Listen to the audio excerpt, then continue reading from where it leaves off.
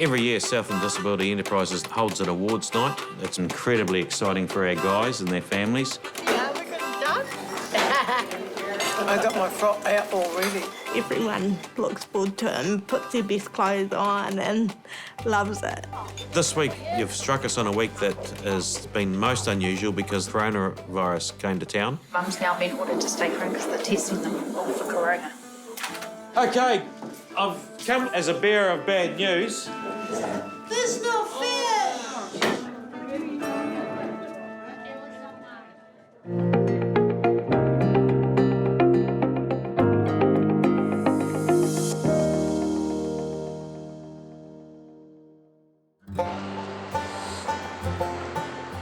In 2019, we met the big work family at Southland Disability Enterprises. Southland Disability Enterprises is a not-for-profit charity based in Invercargill.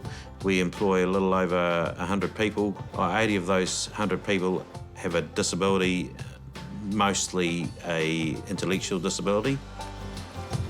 Our core role here is to provide work for people with disabilities. Everybody gets on really well together, and we all have a disability, so we all understand each other. This is Anna. Hi. That's my boyfriend, Ian. The other side of that is the social aspect.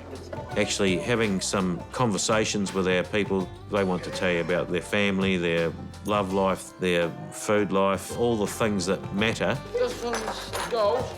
Our organisation is very tight-knit. Yeah, they are a family.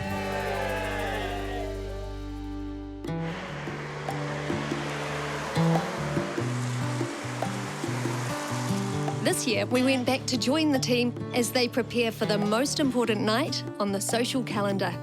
Night. Get prizes. Get prizes. Your prices, ain't we? Yeah. Gift voucher. Our big awards function, which is a key date in SDE's calendar and incredibly exciting for our guys and their families. We have a big dinner of over 200 people. There's a dance, there's a meal, and some significant awards for our people that we do annually. For those who take home a prize on the night, one of the most coveted rewards is having their photo in the Hall of Fame. It's me, Ash. 50 years doing gear. For many, though, it's the social part of the event that's most important. A lot of people can't go out or don't go out because because of their disability or their situation. So when it comes to a meal out, everyone looks forward to it and puts their best clothes on and loves it. When people get the award, everyone kind of like claps and congratulations, and they're really happy. How you going? How you going? And you? Yeah, we're getting done. Not you. It doesn't matter if you don't get an award, because I believe everyone's a winner. To get up in the morning, to come to work, and to be able to work to your best ability, and then to come home is a winner in itself.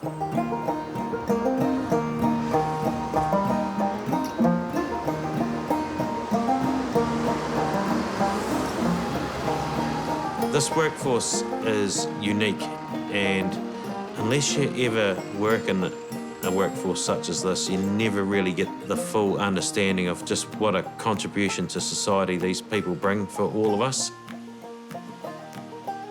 From my point of view, it's more about their sense of belonging and their feeling that they're contributing to the community and doing something that's real. Most of the team process recycling for the Southland area. This area is the plastic sort. Each person's got their own different product that they need to be getting out of there, from milk bottles, clear PET bottles, coloured bottles, then the mixed plastics and aluminium cans. Each of them within their own area are very good at it. For those with more physical challenges, there are other jobs. So So for the guys working in this area, we're doing other jobs for quite a few other companies around town, around packaging and processing their product or getting ready for their end product. Are we getting through them? Yeah, well, I'm finished. Yeah. I'm just wanting to know if I need to box them or... Yeah, so if we make sure they're counted up. And then box them up. Yep. And then Yep. Krista can... Yep, let us know when they're boxed up Yeah. and then we'll get the lady to come pick them up. Yeah. Brilliant, well done. I was 17 when I came. I came from school and I was about to leave, but I didn't really know what to do. And one of the teachers said that, what about Southland Enterprise? So I went there on work experience and then I went on full-time. I really love it and everyone's so friendly. We're doing installation, that is putting the fluff into the bags, and these go out to everyone in Invercargill. When you've got a disability, you can't work to the same extent to a lot of people out in the community. But when you're here, it doesn't matter if you're slow. Sandra's been here a very long time now, 20 odd years. One of her disabilities is cerebral palsy. She has a lot of trouble with movement and has a walker to get by. From time to time, she needs to go to hospital and spends a fair bit of time unwell. What strikes me around that is she's a very tough lass who you hear about in hospital 1 minute, next minute she's back at work and doing her thing. For me, it's important because if I didn't have a job, my disability would deteriorate. I wouldn't be able to move around like I do. And walking around for me each day, it keeps my muscles going. And I believe in if you don't use it, you lose it.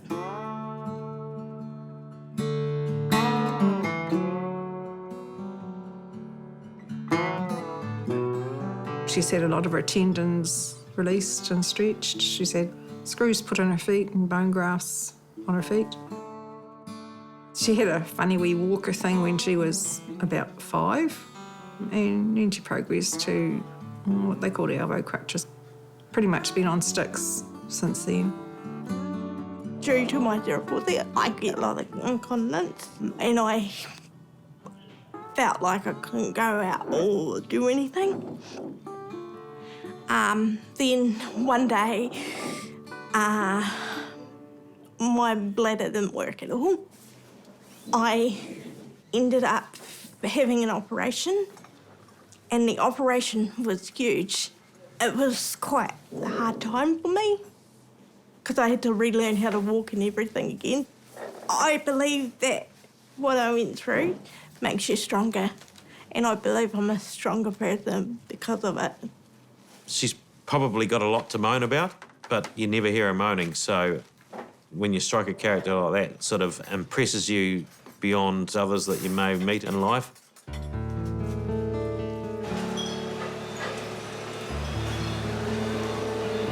We have a vast array of people here, ranging from the very able right down to the less able. Whilst we try to keep our day-to-day work moving, sometimes our people don't move as quick as others. We have the odd sleeper around that might be tucked away somewhere. You know, we just work with that, and we're a pretty labour-intensive spot, and that's more labour than perhaps we would need if we were a mainstream team, but that's the beauty of what we do, and where one person needs some rest time in one instance, others can pick up the slack at other times.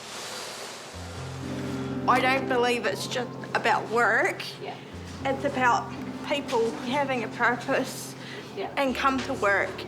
And not only that, making friends and enjoying each other's company and having a laugh. One of the staff from Don Street that gave me the police hat. Everybody that's not in order, you know, keeps his teeth in order, you know. Oh, keep them so busy at work and emptying the rubbish bins when they need emptying and helping other people and recycling and stuff. Yeah? Fixing up all the bins and things and looking after the other ones if they need help and things, you know. Just anything that's needs doing, you know. With awards night just 3 days away, the whole team are getting ready, including part-time worker Miriama, who's had her hair done specially. One of my other friends, she has colours in her hair, so she wants a lot. And who chose your colour? Yeah. Who chose your colour? Who did? Did you do it? You told the lady, didn't you? Yeah. Miriama lives with her niece, Regina, and family. That one here over there, that's my mum. She's the one that passed away, you see. She died, I'm not quite sure when she died anyway. Not quite too sure, yeah. A while ago. Quite a while ago, you see, yeah. So there's only 4 of us. It's myself, my husband, Miriama, and also our youngest son. He's 18. We used to have foster children as well. Yeah. But I finished that just before Christmas last year, so. Miriama, can you take and put those on the table, please? I work 6 days a week. And Miriam, she works 5 days a week. Oh, actually, no, 4 days a week. Busy, tired. Yeah. At last year's awards, Miriama was recognised for her long service. 30 years. 30 years? Yeah. That's a long time, eh? Yeah. Although awards night is the pinnacle, the team's weekly social events are important too. Friendship's really, really strong and everyone gets on really well together. You're socialising with other people with disabilities as well. And it's so important because a lot of us, we wouldn't have anywhere to go. 10-pin bowling is a favourite for Mary Allen, who we met in 2019. I get strikes or spears. Do you? Yeah. You must be pretty good. Yeah, I am. Mary's always loved 10-pin bowling. Every Wednesday night for years, that's been her thing. That is just another social interaction for her. And most of the guys that she bowls with work at SDE. The awards night is going to be a double celebration for Mary Allen. After living with her sister for 20 years, she's about to go flatting with some friends from work. We want her to get into a supportive environment before she gets too much older and set in her ways. You know, if something happened to Neville and I would hate her to be thrown in the deep end that all of a sudden you've got to move out. So it's better for her to do the transition while we're still around.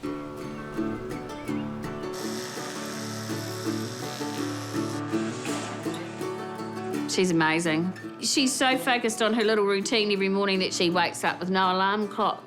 She does really well to get up, be organised, to make her bed and everything and be out the door by 7:05. It's now 2 days before the big night and the excitement is building. It's our awards night on Friday. Margaret's coming with me this time. I love dancing. I love dancing. I get my boyfriend that. It'll be on TV, Mary. But boss Hamish has other concerns on his mind. So it was more my question to you was what happens there, because I've now been around mum, a sister-in-law who's now been put into isolation because her workmate is now being tested. Do I carry on as normal? This week, of course, you've struck us on a week that has been most unusual because this is the week where coronavirus came to town. It's something we, even down here in the bottom of New Zealand, thought probably wouldn't reach us, and it has. We're in the week of the 20th of March, and the amount of cases went from 8 on Monday, and we're sitting here on Thursday at 20-odd cases, so things have ramped up a little quickly, one being in Invercargill itself, so that's sort of brought it home to us here in the deep south. The team has been told that regular social activities are on hold for a while. It's cancelled a lot of things. Yeah, has Temp and bowling. We were going to have a red ribbon day at the end of the month, but that's been cancelled. That's been postponed as well. No one's got anything to look forward to other than work and home. Your life will be quite empty, yeah.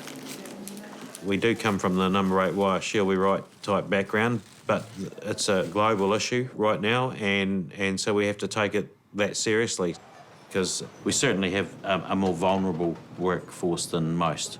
There's quite a bit of asthma, diabetes as well. Whilst not a respiratory illness, certainly the ups and downs would make illnesses more challenging. And we've got people with heart conditions. They can find it more of a challenge of avoiding illness. We've been well briefed on taking care of ourselves, and to be perfectly honest, our guys have had a life of having rules enforced upon them and routines around personal hygiene, and they're pretty good at keeping themselves clean and tidy when it comes to the types of things that we have to do in this environment that we're operating in at the moment. Yeah, everyone loves to pick out the person who breaks the rules, so if there's someone going to slip by the hand sanitiser, they'll be quickly pointed out and chastised by their peers. I was just telling Graham to sanitise his hands, and he said that he does it in the packing room anyway. But I said, you still got to do it as you go into the canteen. Sweeping up. We don't want any viruses happening. By lunchtime, Hamish has decided to make a difficult announcement.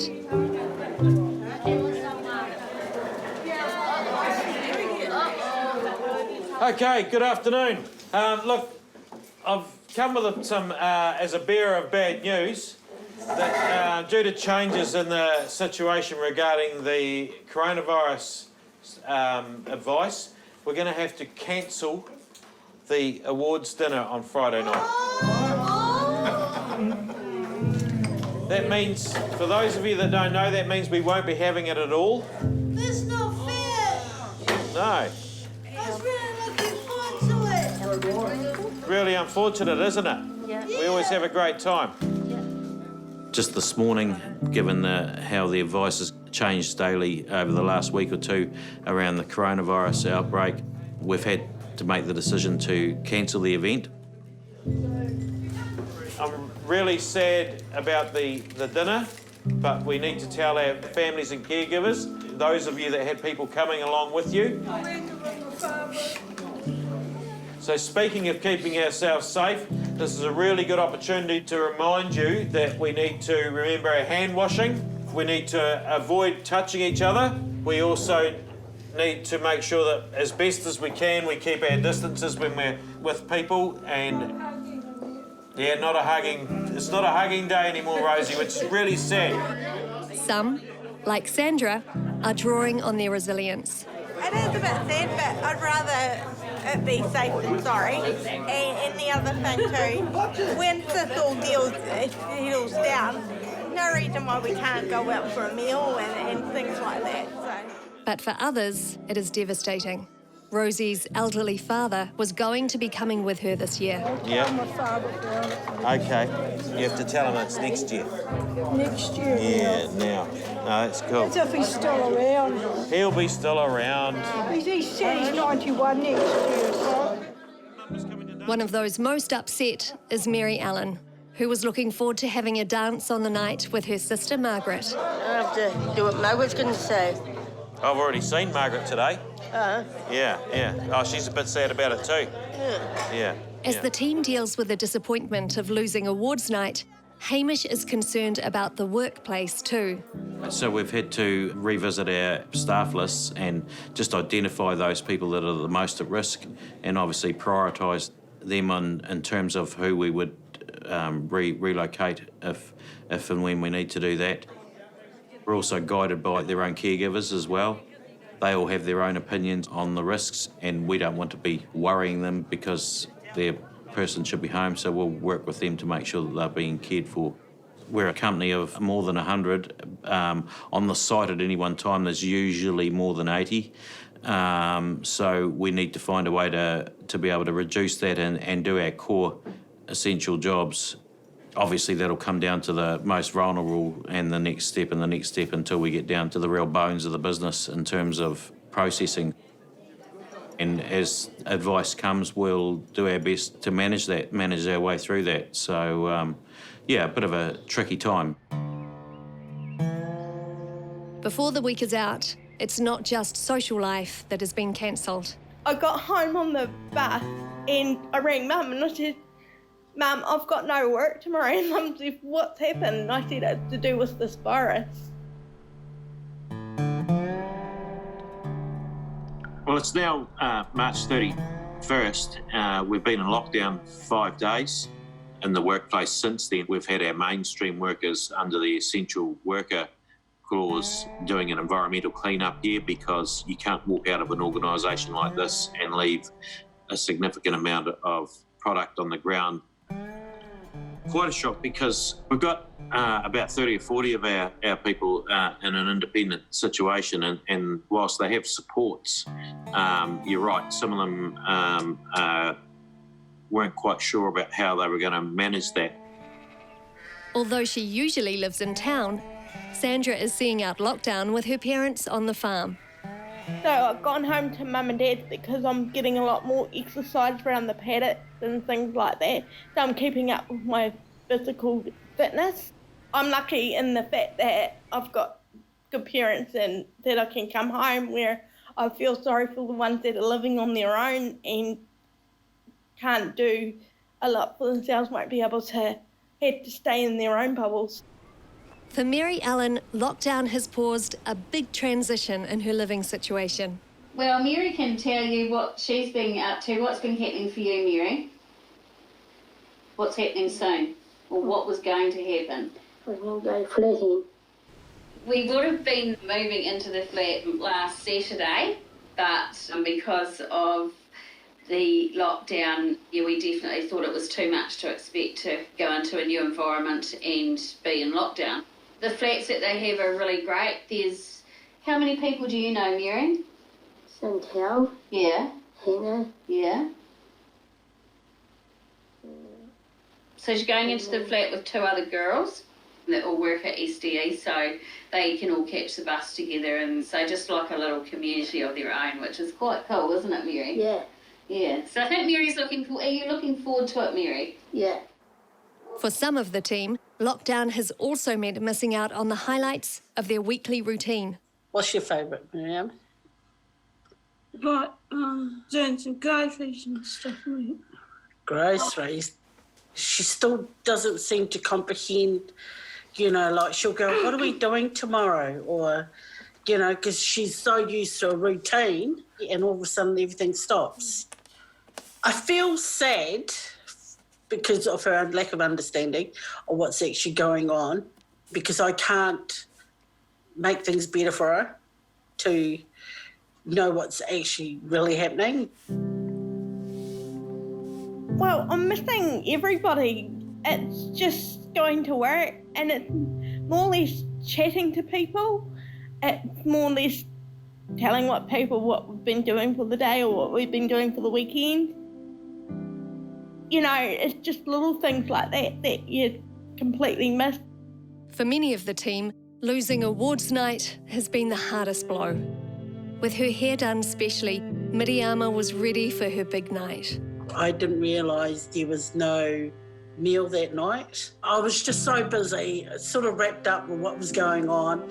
I came home and she came home, and then I got her to have a shower, dressed her up and did her makeup and her hair, and then I dropped her off without me realising that it had been cancelled. When I left her, I got her to take the card in and said, tell the lady at the desk that you're going to this function, and she'll escort her there.